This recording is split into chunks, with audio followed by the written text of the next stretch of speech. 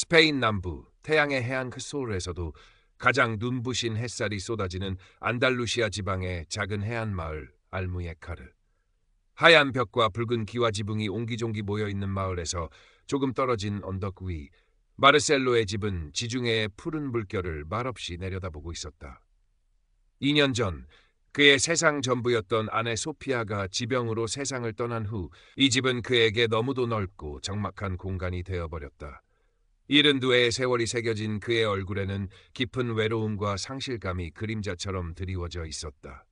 정원의 오렌지 나무는 여전히 향긋한 꽃을 피우고 부겐빌레아는 눈부신 분홍빛으로 담장을 물들였지만 그 모든 아름다움도 소피아 없이는 빛바랜 풍경일 뿐이었다. 가끔 도시에서 손녀 루시아가 찾아와 제잘거릴 때면 집안에 잠시 생기가 돌았지만 그녀가 떠나고 나면 다시 무거운 침묵만이 감돌았다.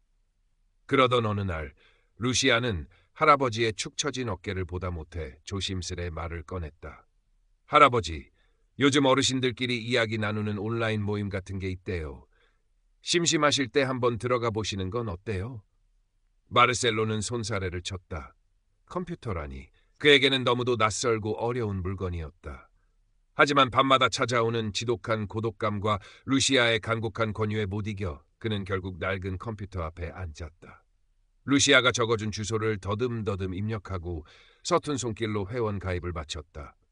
화면 속 가상의 공간은 그에게 혼란스럽기만 했다. 그렇게 며칠, 별다른 흥미를 느끼지 못하고 화면만 들여다보던 마르셀로의 눈에 한 사람의 프로필이 들어왔다. 이사벨라. 자신을 예술가이자 사별한 미망인이라고 소개한 그녀의 프로필 사진 속 여성은 우아하고 지적인 분위기를 풍겼다. 어딘지 모르게 슬픔이 어려있는 듯한 눈빛이 마르셀로의 마음을 끌었다. 그는 떨리는 손으로 그녀에게 짧은 인사를 건넸다.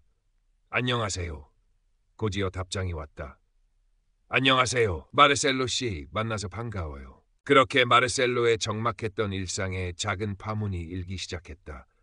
이사벨라와의 대화는 마르셀로에게 마법과 같았다. 그녀는 마르셀로의 이야기에 귀 기울였고 그의 슬픔에 깊이 공감했다.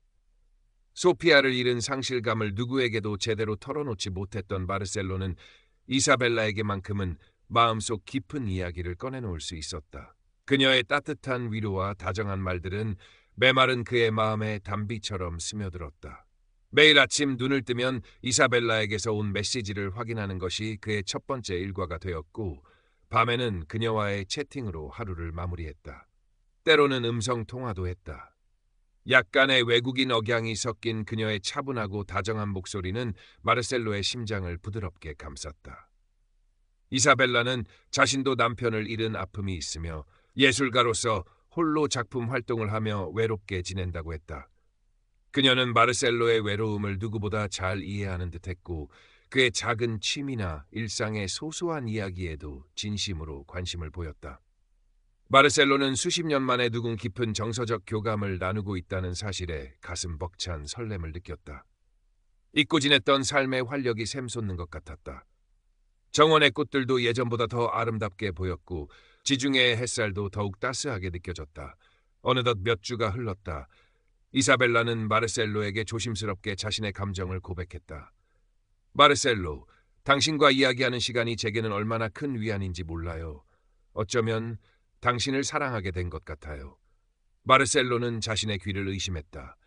70이 넘은 자신에게 다시 사랑이라는 감정이 찾아올 줄이야. 그는 떨리는 목소리로 답했다. 이사벨라, 나도 당신을 사랑하오. 화면 너머로 이사벨라의 기쁨에 찬 숨소리가 들려오는 듯했다.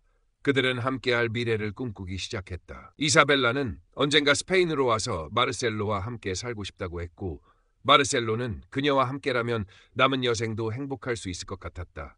소피아에 대한 죄책감도 잠시 새로운 희망이 그의 마음을 가득 채웠다. 행복감에 젖어 있던 어느 날 이사벨라에게서 다급한 메시지가 왔다. 마르셀로, 정말 미안하지만 당신에게 부탁할 일이 생겼어요. 그녀는 중요한 해외 전시회를 앞두고 있는데 갑자기 작품 운송비가 부족하게 되었다고 했다. 큰 금액은 아니지만 지금 당장 해결하지 않으면 모든 것이 물거품이 될 상황이라고 했다. 마르셀로는 순간 망설였다. 낯선 사람에게 그것도 온라인에서 만난 사람에게 돈을 빌려준다는 것이 영 내키지 않았다. 하지만 이사벨라의 간절한 목소리와 그녀를 실망시키고 싶지 않은 마음에 갈등했다. 그녀는 당신밖에 도와줄 사람이 없어요. 이번 일만 잘 해결되면 꼭 당신에게 갈게요. 라며 애원했다. 결국 마르셀로는 얼마 안 되는 자신의 비상금을 이사벨라가 알려준 계좌로 송금했다. 고마워요, 마르셀로. 당신은 내 생명의 은인이에요. 이사벨라는 몇 번이고 고마움을 표했다. 그 후로도 이사벨라의 금전교는 간헐적으로 이어졌다. 갑자기 몸이 아파 병원비가 필요하다거나 예술 활동에 필요한 재료를 사야 한다거나 하는 이유들이었다. 액수는 크지 않았지만 마르셀로의 얇은 연금으로는 부담스러운 금액이었다. 그는 아내 소피아가 남긴 얼마 안 되는 유산에도 손을 대기 시작했다. 돈을 보낼 때마다 마음 한구석이 불편했지만 이사벨라와의 행복한 미래를 생각하며 애써 불안감을 떨쳐냈다. 그녀는 언제나 이 은혜는 평생 잊지 않을게요. 곧 당신 곁으로 가서 모든 것을 갚을게요. 라고 약속했다. 한편 손녀 루시아는 할아버지의 변화를 감지하고 있었다. 예전보다 부쩍 밝아지신 것 같아 보기 좋았지만 어딘가 모르게 불안해 보였고 가끔 돈 이야기를 조심스럽게 꺼내시는 것도 이상했다. 주말을 이용해 할아버지 댁을 방문한 루시아는 우연히 마르셀로가 자리를 비운 사이 그의 컴퓨터 화면에 떠있는 이사벨라와의 대화 내용을 보게 되었다. 다정한 연인들의 대화처럼 보였지만 중간중간 돈 이야기가 오간 것을 보고 루시아는 직감적으로 무언가 잘못되었다는 것을 느꼈다. 그녀는 할아버지에게 조심스럽게 이사벨라에 대해 물었지만 마르셀로는 얼굴을 붉히며 얼버무릴 뿐이었다. 그날 밤 루시아는 도시의 자기 아파트로 돌아와 이사벨라라는 이름과 그녀가 언급했던 단서들을 조합해 인터넷을 검색하기 시작했다. 루시아의 조사는 생각보다 쉽게 실마리를 찾았다. 이사벨라가 프로필 사진으로 사용한 여성의 사진은 사실 그다지 유명하지 않은 외국 배우의 것이었다. 루시아는 역 이미지 검색을 통해 금방 알아낼 수 있었다. 또한 이사벨라가 말했던 자신의 전시회나 예술 활동에 대한 정보는 어디에서도 찾아볼 수 없었다. 그녀가 언급했던 지명이나 단체 이름도 존재하지 않거나 사실과 달랐다. 루시아는 심장이 차갑게 식는 것을 느꼈다. 이건 명백한 사기였다. 다음 주말 루시아는 자신이 찾아낸 증거들을 가지고 다시 할아버지 댁을 찾았다. 그녀는 떨리는 마음으로 마르셀로에게 자신이 알아낸 사실들을 차근차근 설명했다. 하지만 마르셀로의 반응은 루시아가 예상했던 것 달랐다. 그는 버럭 화를 내며 루시아의 말을 믿지 않았다. 내가 뭘 안다고 함부로 말하는 거냐? 이사벨란 그런 사람이 아니야. 그녀는 나를 진심으로 사랑한다고. 마르셀로는 이사벨라를 맹신하고 있었다. 그녀의 달콤한 말과 따뜻한 위로가 그의 외로운 마음을 완전히 사로잡은 후였다. 루시아는 할아버지의 완강한 모습에 절망감을 느꼈다. 진실을 알리려 할수록 마르셀로는 더욱 마음의 문을 닫았고 손녀딸의 말을 잔소리나 방해로 여겼다. 할아버지와 손녀 사이에는 깊은 골이 패이기 시작했다. 마르셀로는 루시아가 자신의 행복을 질투한다고까지 생각하는 듯했다. 이사벨라의 금전 요구는 점점 더 대담해졌다. 이제는 액수도 제법 커졌다. 그녀는 마르셀로에게 우리가 함께 살 스페인의 아름다운 집에 계약금이 필요해요. 당신과 함께할 날을 손꼽아 기다리고 있어요. 이것만 해결되면 정말 모든 장애물이 사라지는 거예요. 라고 속삭였다. 마르셀로는 이미 자신의 연금과 소피아의 유산 대부분을 그녀에게 보낸 상태였다. 남은 것은 이 집과 약간의 현금뿐이었다. 그는 집을 담보로 대출을 받아야 하나 심각하게 고민하기 시작했다. 이사벨라와의 행복한 미래를 위해서라면 무엇이든 할 수 있을 것 같았다. 그의 눈에는 오직 이사벨라만이 보였고 그녀의 말은 모두 진실처럼 들렸다. 루시아의 경고는 귀에 들어오지 않았다. 그는 오히려 루시아가 자신을 이해하지 못한다고 생각하며 점점 더 이사벨라에게 의지했다. 루시아는 포기하지 않았다. 할아버지가 평생 모은 재산을 사기꾼에게 넘어가게 둘 수는 없었다. 그녀는 밤낮으로 이사벨라의 정체를 밝힐 결정적인 증거를 찾기 위해 매달렸다. 이사벨라가 돈을 송금받은 계좌들을 추적했지만 대부분 대포 통장이거나 해외의 유령 회사 명의로 되어 있어 쉽지 않았다. 하지만 루시아는 끈질기게 단서를 파고들었고 마침내 이사벨라가 사용한 것으로 추정되는 다른 온라인 프로필들과 그녀에게 피해를 입은 것으로 보이는 다른 사람들의 희미한 흔적들을 발견하기 시작했다. 그녀는 이 모든 자료를 모아 할아버지가 더 이상 빠져나갈 수 없는 명백한 증거를 만들어야 했다. 한편 마르셀로는 이사벨라가 요구한 집 계약금을 마련하기 위해 은행을 찾았다. 집을 담보로 대출을 받으려 했지만 절차가 복잡하고 시간도 오래 걸렸다. 그는 초조해졌다. 이사벨라는 매일같이 메시지를 보내 진행 상황을 물었고 돈이 빨리 해결되지 않으면 모든 것이 틀어질 수도 있다며 그를 압박했다. 마르셀로는 결국 자신의 마지막 남은 현금과 값 나가는 몇 가지 물건들을 처분해서라도 돈을 마련하기로 마음먹었다. 소피아와 함께했던 추억이 깃든 물건들이었지만 이사벨라와의 새로운 삶을 위해서는 어쩔 수 없다고 생각했다. 드디어 이사벨라가 요구한 금액의 절반 정도가 마련되었다. 마르셀로는 이 돈이라도 먼저 보내야겠다고 생각하며 송금 준비를 했다. 바로 그때 루시아에게서 전화가 걸려왔다. 그녀의 목소리는 다급했다. 할아버지, 지금 당장 송금하시면 안 돼요. 제가 중요한 걸 찾았어요. 제발 한 번만 믿어주세요. 마르셀로는 짜증이 솟구쳤지만 손녀의 절박한 목소리에 일단 송금을 멈추고 전화를 받았다. 루시아는 숨을 헐떡이며 자신이 찾아낸 증거들을 쏟아냈다. 이사벨라가 사용한 사진의 실제 인물이 최근 인터뷰에서 자신의 사진이 로맨스 스캠에 도용되고 있다며 주의를 당부한 기사. 이사벨라가 마르셀로에게 했던 이야기와 똑같은 패턴으로 다른 노인들에게 접근한 정황들, 그리고 그녀가 알려준 집 계약 관련 서류들이 조악하게 위조된 것이라는 전문가의 소견까지. 마르셀로는 루시아의 말을 들으며 머릿속이 하얗게 비는 것을 느꼈다. 믿고 싶지 않았다. 이 모든 것이 거짓일 리 없었다. 이사벨라의 다정한 목소리, 따뜻한 위로, 함께 꿈꿨던 미래, 그 모든 것이 한순간에 신기루처럼 사라질 수 있다는 것을 받아들일 수 없었다. 그는 떨리는 손으로 이사벨라에게 전화를 걸었다. 평소 같으면 바로 받았을 그녀가 전화를 받지 않았다. 몇 번을 더 시도했지만 마찬가지였다. 불안감이 엄습했다. 잠시 후 이사벨라에게서 짧은 문자 메시지가 왔다. 지금은 통화하기 어려워요. 무슨 일이죠? 그녀의 메시지는 평소와 달리 차갑고 건조했다. 마르셀로는 루시아가 보내준 증거 자료들을 천천히 살펴보았다. 이사벨라가 보냈던 자신의 작품이라는 그림들은 유명 화가들의 그림을 교묘하게 편집한 것이었고 그녀가 살고 있다던 아름다운 도시의 풍경 사진들도 인터넷에서 쉽게 찾을 수 있는 이미지들이었다. 심장이 거세게 방망이 질렀다. 그는 마지막 희망을 걸고 이사벨라의 소셜미디어 계정에 접속했다. 그러나 계정은 이미 사라지고 없었다. 존재하지 않는 사용자입니다. 라는 메시지만이 텅 빈 화면을 채우고 있었다. 그 순간 마르셀로는 모든 것을 깨달았다. 자신이 얼마나 어리석었는지, 얼마나 철저히 기만당했는지, 이사벨라의 사랑 고백도, 함께하자는 약속도, 눈물 어린 호소도 모두 돈을 노린 연극이었다는 것을. 2년 동안 소피아를 그리워하며 쌓아 올렸던 외로움의 벽이 한순간에 무너져 내렸다. 그 빈자리를 파고든 것은 달콤한 사랑이 아니라 추악한 욕망이었다. 그는 낡은 의자에 주저앉아 허탈한 웃음을 터뜨렸다. 눈물이 뺨을 타고 흘러내렸다. 분노와 배신감 그리고 스스로에 대한 깊은 자괴감이 온몸을 짓눌렀다. 그가 그토록 믿었던 사랑은 한낱 환상에 불과했다. 안달루시아의 눈부신 햇살 아래 그의 세상은 잿빛으로 변해 있었다. 마르셀로는 며칠 동안 식음을 전폐하고 방 안에 틀어박혀 지냈다. 깊은 절망감과 후회가 파도처럼 밀려와 그를 삼켜버릴 것만 같았다. 소피아에게 미안했고 자신을 걷게해준 루시아에게도 면목이 없었다.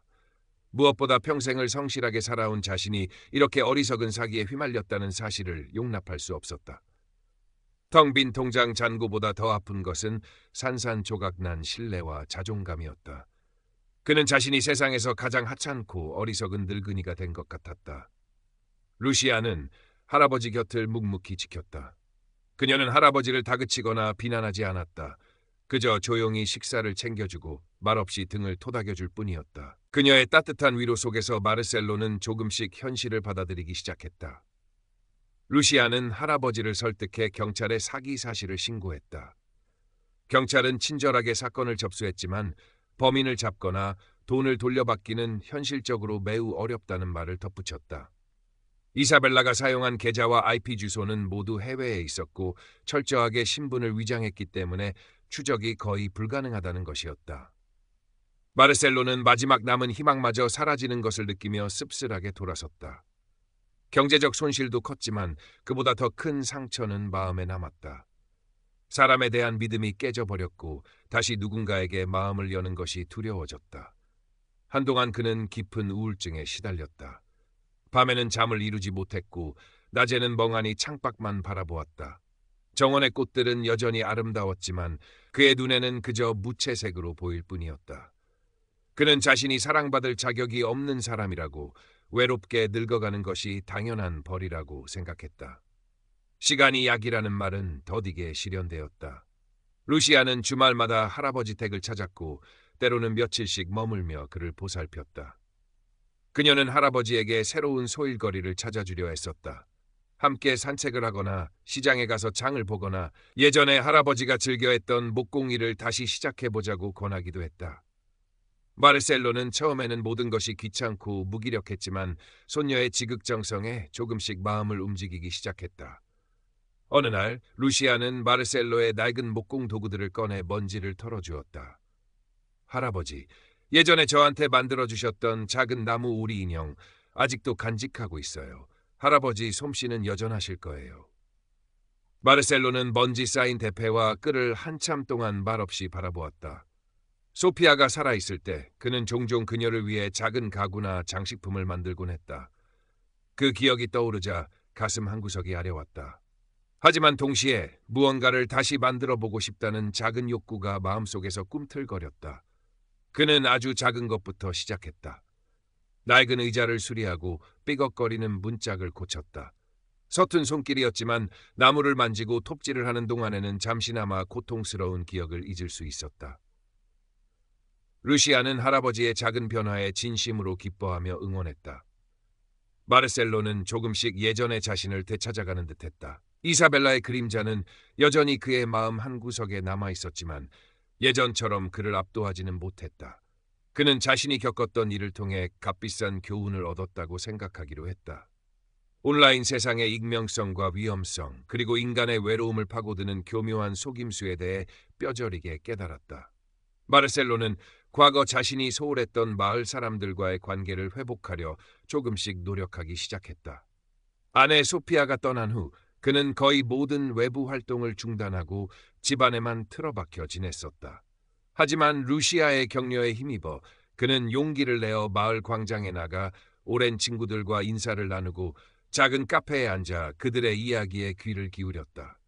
처음에는 어색했지만 따뜻한 햇살 아래 나누는 소소한 대화는 그의 얼어붙었던 마음에 온기를 불어넣어 주었다. 마을 사람들은 마르셀로가 겪었을 아픔에 대해 자세히 묻지 않았지만 그의 슬픔을 이해하고 조용히 위로를 건넸다. 그들의 꾸밈없는 관심과 배려는 마르셀로에게 큰 힘이 되었다. 그는 자신이 혼자가 아니라는 것을, 세상에는 여전히 따뜻한 마음을 가진 사람들이 있다는 것을 깨달았다. 어느덧 계절이 바뀌고 정원의 오렌지 나무에는 다시 주황빛 열매가 탐스럽게 열리기 시작했다. 마르셀로는 루시아와 함께 잘 익은 오렌지를 따서 즙을 내어 마셨다. 새콤달콤한 오렌지 향기가 집안 가득 퍼졌다. 그의 얼굴에는 여전히 슬픔의 흔적이 남아 있었지만 예전과 같은 깊은 절망감은 찾아볼 수 없었다. 대신 잔잔한 평온함과 삶에 대한 작은 감사가 자리 잡고 있었다. 그는 더 이상 이사벨라를 증오하지 않았다. 그녀는 그저 그의 외로움이 만들어낸 환상이었을지도 모른다고 생각했다. 물론 그녀의 기만은 용서할 수 없었지만 그 기억에 얽매여 남은 인생을 망치고 싶지는 않았다. 그는 소피아와의 아름다웠던 추억, 그리고 루시아의 변함없는 사랑을 떠올리며 앞으로 나아가기로 결심했다. 마지막 장면. 늦은 오후의 햇살이 마르셀로의 정원을 황금빛으로 물들이고 있었다. 그는 아내와 함께 심었던 늙은 올리브나무 아래 놓인 벤치에 앉아 있었다.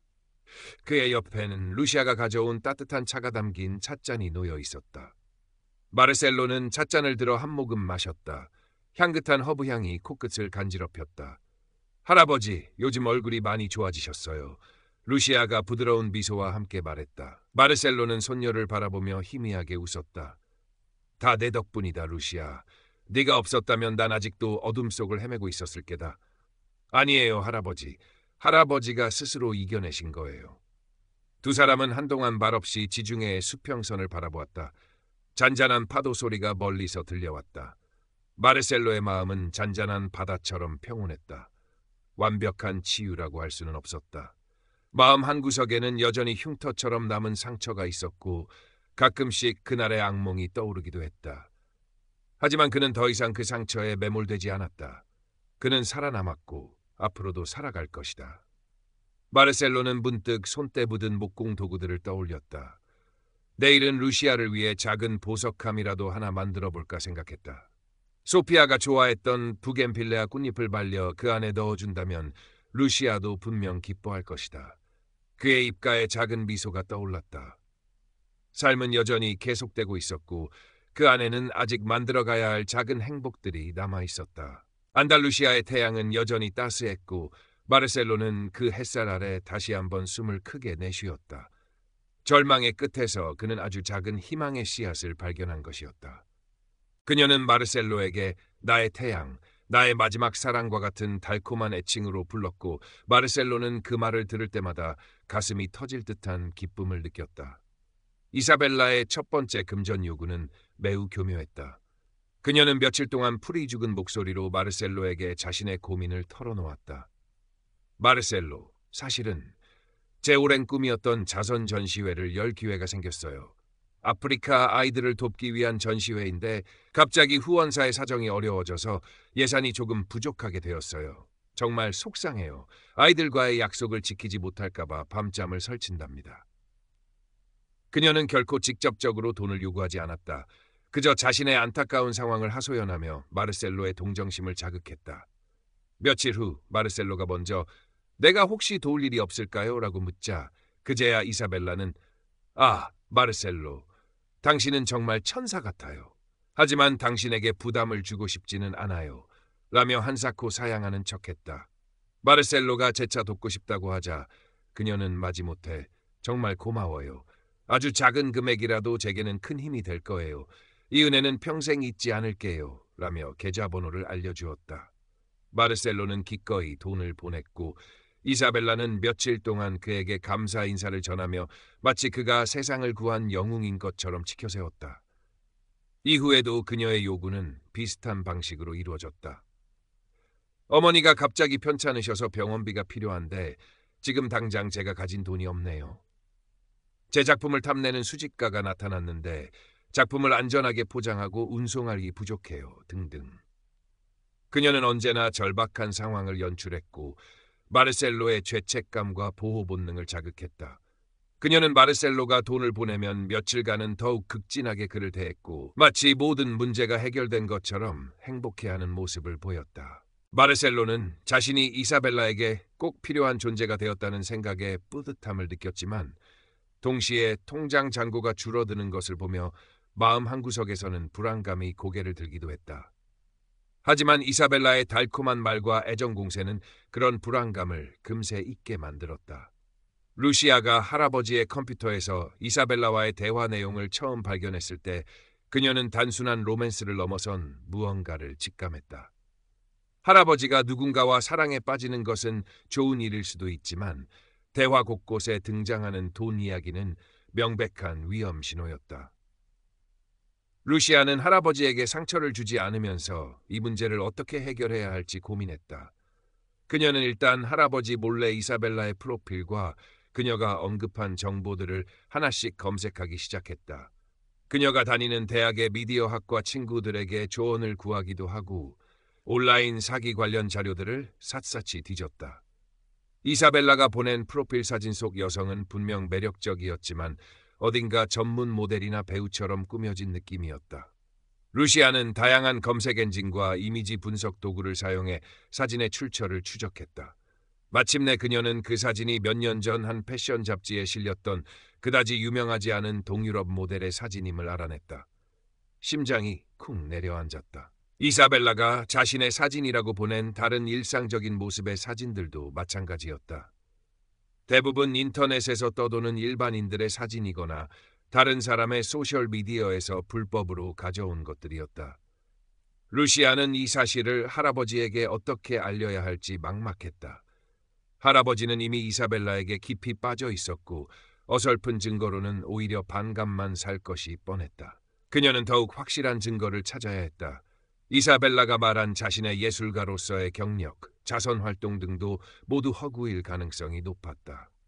루시아는 밤을 새워가며 관련 정보를 검색했지만 이사벨라라는 이름의 예술가나 그녀가 언급한 단체는 어디에도 존재하지 않았다. 오히려 비슷한 수법으로 노인들을 속이는 로맨스 스캠 사례들을 다수 발견할 수 있었다. 그들의 수법은 놀라울 정도로 이사벨라의 행동과 유사했다. 루시아는 분노와 함께 할아버지에 대한 안타까움으로 가슴이 미어지는 듯했다. 마르셀로와 루시아의 갈등은 예상보다 깊어졌다. 루시아가 어렵게 모은 증거들을 보여주며 이사벨라의 정체에 대해 경고했을 때 마르셀로는 마치 자신의 신념을 공격받은 사람처럼 격렬하게 저항했다. 네가 뭘 안다고? 그건 다 오해야. 이사벨라는 나에게 진실만을 말했어. 너는 지금 우리의 사랑을 질투하는 거야. 그는 루시아의 말을 들으려 하지 않았고 오히려 손녀딸을 의심의 눈초리로 바라보았다. 루시아는 할아버지의 완고함에 상처를 받았지만 동시에 그가 얼마나 깊은 외로움 속에서 이사벨라라는 환상에 매달리고 있는지 깨닫고 더욱 안타까워졌다. 마르셀로는 이사벨라에게 루시아와의 갈등을 털어놓았다. 이사벨라는 기다렸다는 듯이 동정심을 표하며 마르셀로를 위로했다. 오, 마르셀로, 얼마나 속상했을까요? 젊은 사람들은 때로 우리 같은 노인들의 감정을 이해하지 못하곤 하죠. 하지만 괜찮아요. 우리 사이의 사랑은 그 어떤 방해에도 흔들리지 않을 거예요. 그녀는 교묘하게 루시아를 사랑을 이해하지 못하는 철없는 아이로 몰아갔고 마르셀로를 자신에게 더욱 의존하게 만들었다. 마르셀로는 이사벨라의 말에 위안을 받으며 루시아에 대한 서운함을 키워갔다. 그는 루시아가 자신의 마지막 행복을 빼앗으려 한다고까지 생각하게 되었다. 루시아는 절망하지 않았다. 그녀는 할아버지가 이성적인 판단을 하기 어려운 상태라는 것을 알았기에 더욱 객관적이고 반박할 수 없는 증거를 찾아야 한다고 다짐했다. 그녀는 이사벨라에게 송금된 돈의 흐름을 추적하기 시작했다. 쉽지 않은 일이었지만 그녀는 사이버 범죄 전문가에게 익명으로 자문을 구하기도 하고 관련 포럼에서 정보를 얻기도 했다. 마침내 그녀는 이사벨라가 사용한 몇몇 계좌가 이미 다른 금융사기에 연루되어 신고된 적이 있다는 사실을 알아냈다. 또한 이사벨라가 마르셀로에게 보낸 스페인 집 계약서라는 문서는 어설프게 위조된 가짜 서류임이 분명했다. 서류에 찍힌 공증인의 직인이나 서명은 존재하지 않는 것이었고 계약서의 법적 양식도 엉망이었다. 루시아는 이 모든 것을 정리하여 할아버지에게 보여줄 마지막 카드를 준비했다. 이사벨라가 마지막으로 큰 돈을 요구했을 때 그녀의 목소리는 어느 때보다 절박하고 달콤했다. 마르셀로, 드디어 우리가 함께할 수 있는 기회가 왔어요. 스페인에 당신과 함께 살 아름다운 작은 집을 찾았는데 지금 바로 계약금을 보내지 않으면 다른 사람에게 넘어가 버릴지도 몰라요. 이 돈만 있으면, 정말로 이 돈만 있으면 제가 당신 곁으로 날아갈 수 있어요. 매일 아침 당신이 가꾼 정원에서 함께 커피를 마시고 저녁에는 지중해의 노을을 함께 바라볼 수 있다고요. 그녀는 마르셀로가 그토록 원했던 미래의 모습을 생생하게 그려주었고 마르셀로는 거의 이성을 잃을 지경이었다. 그는 남은 전 재산을, 심지어 집을 팔아서라도 그 돈을 마련해야겠다고 생각했다. 바로 그 순간 루시아가 들이닥쳤다. 그녀의 손에는 두툼한 서류 뭉치가 들려 있었다. 할아버지, 제발 이것 좀 보세요. 더 이상 속으시면 안 돼요. 루시아는 할아버지 앞에 자신이 밤새도록 정리한 증거들을 펼쳐놓았다. 이사벨라의 가짜 프로필 사진, 조작된 이야기들, 다른 피해자들의 증언, 의심스러운 송금 내역, 그리고 결정적으로 엉터리로 위조된 집 계약서까지. 마르셀로는 처음에는 격렬하게 부정했다. 이건 다 거짓말이야. 네가 꾸며낸 거지. 하지만 루시아가 차분하고 논리적으로 하나하나 설명하자 그의 얼굴에서 점차 핏기가 가시기 시작했다. 특히 위조된 계약서는 그에게 큰 충격을 주었다. 평생 목수 일을 하며 정직하게 살아온 그에게 그렇게 조악하게 만들어진 가짜 서류는 이사벨라의 모든 말이 거짓일 수 있다는 강력한 증거로 다가왔다.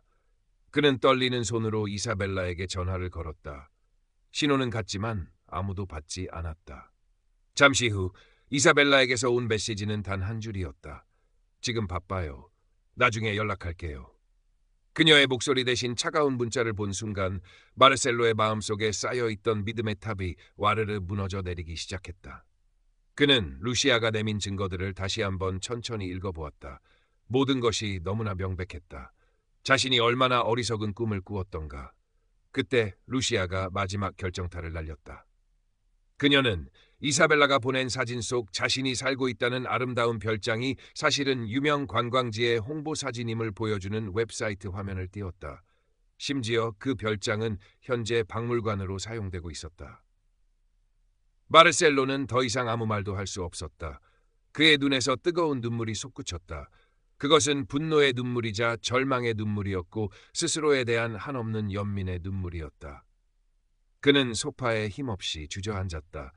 온몸의 기력이 다 빠져나간 듯했다. 루시아는 그런 할아버지의 곁으로 다가가 조용히 그의 어깨를 감쌌다. 할아버지, 괜찮으세요? 마르셀로는 아무 대답도 하지 못하고 그저 고개만 떨구었다. 그의 어깨가 가늘게 떨리고 있었다. 한평생 누구에게도 약한 모습을 보이지 않으려 했던 그였지만 지금은 어린아이처럼 무너져 내리고 있었다. 루시아는 할아버지의 등을 가만히 쓸어내리며 함께 울었다. 그날 밤 마르셀로는 뜬 눈으로 밤을 지새웠다. 이사벨라와 나누었던 모든 대화, 그녀의 웃음소리, 함께 꿈꾸었던 미래의 모습들이 파노라마처럼 머릿속을 스쳐 지나갔다.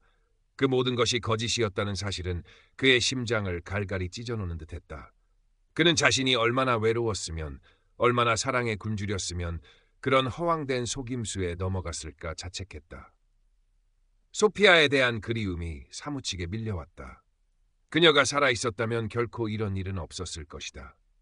다음 날 아침 마르셀로는 루시아와 함께 경찰서를 찾았다. 경찰관은 그의 이야기를 주의 깊게 들어주었지만 이미 예상했던 대로였다. 국제적인 사이버 범죄는 추적이 어렵고 돈을 되찾을 가능성은 거의 없다는 것이었다. 마르셀로는 담담하게 그 사실을 받아들였다. 어쩌면 돈보다 더 소중한 것을 잃었을지도 몰랐다. 인간에 대한 신뢰, 그리고 자기 자신에 대한 믿음. 그는 텅 빈 마음으로 경찰서를 나섰다. 지중해 햇살은 여전히 눈부셨지만 그의 눈에는 모든 것이 잿빛으로 보였다. 그 후 몇 주 동안 마르셀로는 마치 유령처럼 집안을 배회했다. 식욕도 없고 잠도 제대로 자지 못했다. 멍하니 창밖을 바라보거나 소피아의 사진을 들여다보는 것이 그의 일과의 전부였다. 루시아는 학교 수업이 없는 날이면 어김없이 할아버지 댁을 찾아와 그를 돌보았다. 그녀는 억지로 할아버지에게 말을 걸거나 무언가를 강요하지 않았다. 그저 조용히 곁을 지키며 그가 스스로 슬픔을 이겨낼 시간을 주었다. 어느 날 루시아는 마르셀로가 가장 아끼던 소피아와 함께 심었던 레몬나무가 시들어가고 있는 것을 발견했다. 최근 할아버지가 정원 돌보는 일에 전혀 신경 쓰지 않았기 때문이었다. 루시아는 물뿌리개를 가져와 정성껏 레몬나무에 물을 주었다. 그리고 마르셀로에게 말했다. 할아버지, 이 레몬나무 할머니가 가장 좋아하셨잖아요. 이렇게 시들게 내버려 두실 거예요? 마르셀로는 아무 말 없이 시든 레몬나무를 바라보았다. 그 모습이 마치 자신 같았다. 다음 날 아침 루시아는 마르셀로가 아주 오랜만에 정원에 나가 있는 것을 보았다. 그는 시든 레몬나무 가지를 치고 흙을 고르고 있었다. 서툴고 느린 손길이었지만 그의 눈빛에는 아주 희미하게나마 생기가 돌고 있었다. 루시아는 가슴 벅찬 감동을 느꼈다. 할아버지가 다시 일어서려 하고 있었다. 마르셀로는 조금씩 일상을 회복하기 시작했다. 아침 일찍 일어나 정원을 돌보고 간단하게나마 식사를 챙겨 먹었다. 루시아는 할아버지에게 새로운 취미를 만들어주려고 애썼다. 함께 그림을 그리기도 하고 오래된 영화를 보기도 했다. 마르셀로는 여전히 말이 없었지만 루시아의 노력에 조금씩 반응을 보이기 시작했다. 가장 큰 변화는 마르셀로가 다시 목공 도구를 잡기 시작했다는 것이었다. 루시아는 할아버지의 낡은 작업실을 깨끗하게 청소하고 그가 예전에 만들었던 작은 목각 인형들을 보기 좋게 진열해 놓았다. 마르셀로는 작업실에 들어서자 마치 오랜 친구를 만난 듯한 표정을 지었다. 그는 손때 묻은 대패와 끌을 어루만지며 깊은 생각에 잠겼다. 그리고 며칠 후 그는 작은 나무 조각을 가져와 무언가를 만들기 시작했다. 그것은 아주 단순한 모양의 새였다. 완성된 새는 투박했지만 어딘가 모르게 자유로워 보였다. 마르셀로는 그 새를 창가에 놓아두었다. 마치 자신의 마음 한 조각을 날려보내는 것 같았다. 그는 더 이상 이사벨라의 이름을 입에 담지 않았다. 그녀에 대한 생각도 애써 피하려 하지 않았다. 그저 자신의 어리석음과 인간의 나약함에 대한 값비싼 수업료를 치렀다고 생각하기로 했다. 상처는 여전히 아팠지만 그 아픔 속에서 그는 중요한 것을 깨달았다. 진정한 사랑과 관심은 결코 화려한 말이나 물질적인 것으로 채워질 수 없다는 것을. 그것은 소피아가 그에게 주었던 변함없는 믿음과 루시아가 보여준 헌신적인 사랑처럼 조용하고 꾸준하게 삶 속에 스며드는 것이라는 것을. 마을 사람들과의 관계도 조금씩 회복되었다. 처음에는 그들의 동정 어린 시선이 부담스러웠지만 루시아의 손에 이끌려 마을 축제에 참석하고 오랜 친구들과 어색한 인사를 나누면서 그는 점차 마음의 문을 열기 시작했다. 그들은 마르셀로의 과거를 캐묻지 않았다. 그저 예전처럼 그를 따뜻하게 맞아주었고 함께 웃고 이야기하며 그의 슬픔을 조금씩 덜어주었다. 마르셀로는 자신이 잊고 지냈던 공동체의 온기를 다시 느끼며 혼자가 아니라는 사실에 위안을 받았다.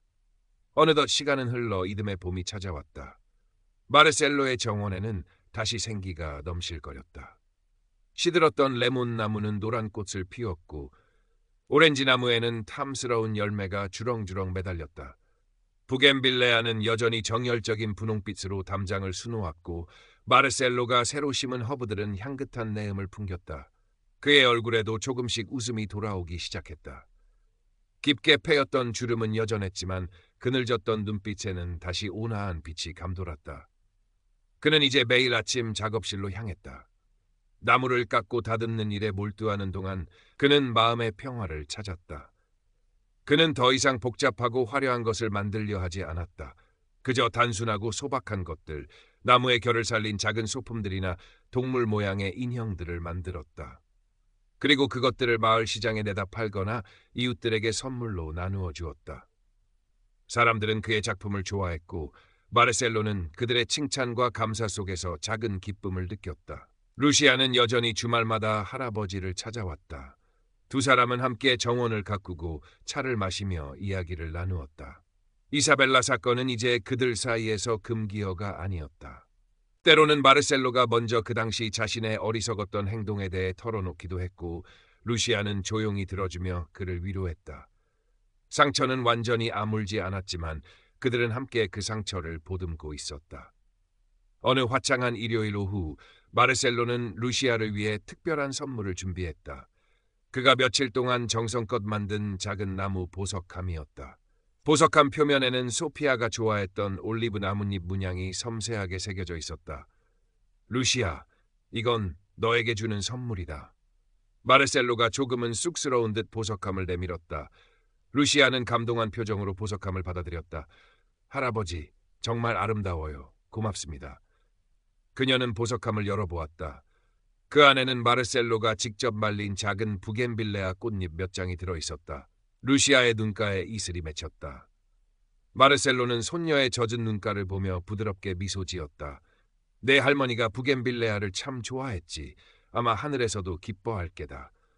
그는 루시아의 손을 잡고 정원의 벤치로 이끌었다. 따사로운 햇살 아래 두 사람은 나란히 앉았다. 멀리 보이는 지중해는 여전히 푸르고 잔잔했다. 할아버지, 이제 정말 괜찮으신 거죠? 루시아가 조심스럽게 물었다. 마르셀로는 잠시 하늘을 바라보다가 천천히 입을 열었다. 괜찮다는 것이 무엇을 의미하는지는 잘 모르겠다. 모든 것을 잊었다거나 아무렇지도 않다는 뜻이라면 그건 거짓말이겠지. 상처는 여전히 남아있다. 하지만 그 상처 때문에 내 남은 삶을 망치고 싶지는 않구나. 그는 루시아를 향해 돌아보며 말을 이었다. 나는 많은 것을 잃었지만 동시에 아주 소중한 것을 깨달았다.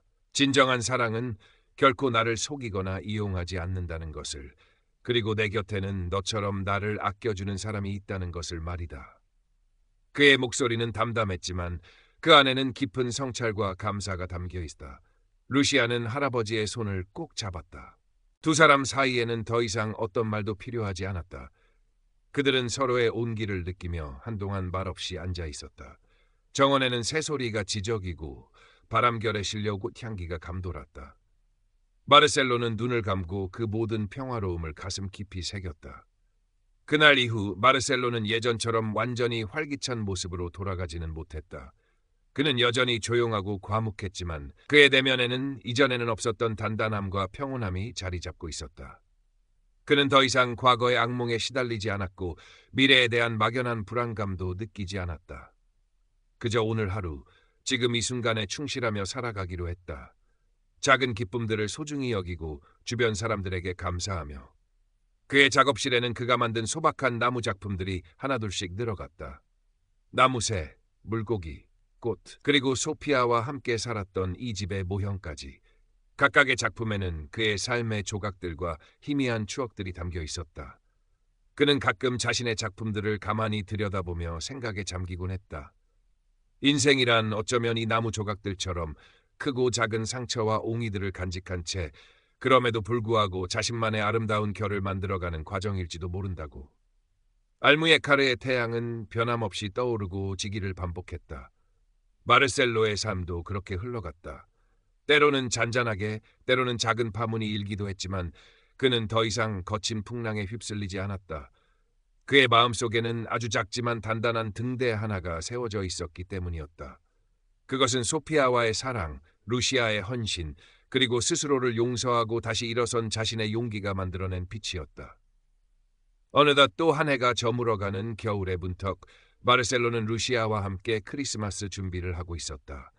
그는 루시아를 위해 작은 나무 크리스마스 트리를 만들었고 루시아는 할아버지가 만든 작은 목각 장식들로 트리를 예쁘게 꾸몄다. 벽난로에는 따뜻한 불이 피어오르고 있었고 집안에는 은은한 계피향과 오렌지 향이 감돌았다. 할아버지, 올해 크리스마스는 정말 따뜻할 것 같아요. 루시아가 마르셀로의 어깨에 기대며 말했다. 마르셀로는 루시아의 머리를 부드럽게 쓰다듬으며 창밖을 바라보았다. 창밖에는 어느새 한방눈이 소리 없이 내리고 있었다. 안달루시아 지방에서는 좀처럼 보기 힘든 눈이었다. 하얀 눈송이들이 세상을 부드럽게 감싸 안는 것처럼 마르셀로의 마음에도 따뜻한 평화가 내려앉고 있었다. 그는 조용히 속삭였다. 그래, 아주 따뜻한 크리스마스가 될 것 같구나. 그의 목소리에는 더 이상 슬픔의 그림자가 드리워져 있지 않았다. 그저 잔잔한 행복과 감사만이 잔잔한 물결처럼 일렁이고 있었다. 그의 남은 여정은 어쩌면 이 하얀 눈처럼 순수하고 고요한 아름다움으로 채워질지도 모를 일이었다. 마르셀로는 루시아에게 이사벨라 사건 이후 처음으로 자신의 속마음을 더 깊이 털어놓기 시작했다. 처음에는 그저 사기당한 늙은이의 어리석음에 대한 자조 섞인 이야기였지만 점차 그 사건이 자신에게 어떤 의미였는지, 무엇을 깨닫게 했는지에 대한 성찰로 이어졌다. 나는 어쩌면 소피아가 떠난 빈자리를 너무나 견디기 힘들었던 모양이다. 그래서 누군가가 내미는 가짜 온기라도 붙잡고 싶었던 거겠지. 이사벨라는 내 외로움이라는 약점을 정확히 알고 파고들었어. 그녀의 달콤한 말들은 독이 든 꿀과 같았다. 마시면 마실수록 갈증이 더 심해지는 그런 독말이다. 루시아는 할아버지의 말을 조용히 듣고 있었다. 그녀는 할아버지가 스스로 상처를 마주하고 분석하려는 모습에서 깊은 감명을 받았다.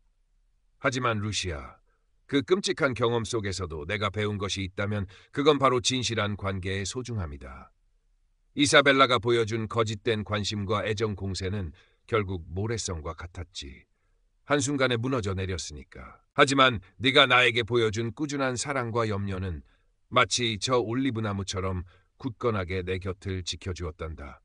소피아가 나에게 주었던 사랑도 그랬고. 마르셀로는 창밖에 늙은 올리브나무를 가리키며 말했다. 그 나무는 수백 년 동안 그 자리를 지키며 수많은 풍파를 견뎌낸 것처럼 보였다. 그래서 나는 이제 더 이상 헛된 환상을 쫓지 않기로 했다. 내 곁에 있는 소중한 것들을 아끼고 하루하루를 감사하며 살아가기로 말이다. 비록 내가 많은 것을 잃었지만 너와 함께하는 이 시간, 그리고 내가 사랑했던 소피아와의 추억은 그 무엇과도 바꿀 수 없는 보물이니까. 그의 눈에는 눈물이 고여 있었지만 그것은 더 이상 절망이나 슬픔의 눈물이 아니었다. 깊은 깨달음과 감사에서 우러나오는 맑고 투명한 눈물이었다. 루시아는 할아버지의 거친 손을 잡고 가만히 그의 눈을 바라보았다. 그 눈 속에는 지혜와 연륜, 그리고 상처를 이겨낸 자만이 가질 수 있는 깊은 평온함이 담겨 있었다. 그 겨울, 마르셀로는 마을의 작은 도서관에서 열리는 독서 모임에 나가기 시작했다.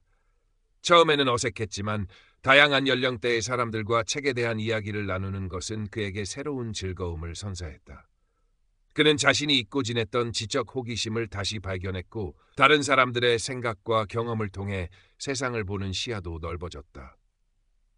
또한 그는 루시아의 도움을 받아 컴퓨터 사용법을 좀 더 체계적으로 배우기 시작했다.